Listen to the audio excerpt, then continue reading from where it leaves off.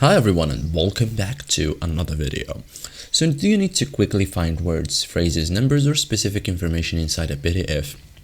Adobe Acrobat includes powerful search tools that allows you to locate text within a single PDF or across multiple PDF documents.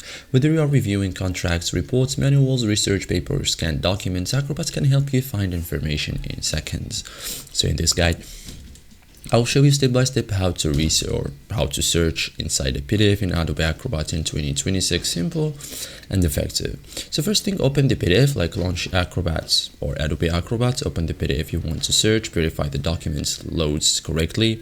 Search can be performed on small or very large PDFs, okay?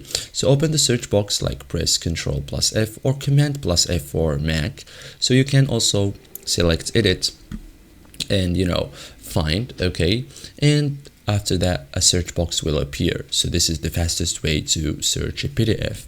Enter your search term, like type the word, phrase or number you want to find, for example contract, invoice number, client name, policy, total amount. So use exact spelling for the most accurate results, okay? So view search results, press enter. Acrobat will highlight the first matching results, okay? So the document will automatically jump to the matching location. Matching text is usually highlighted for easy identifications.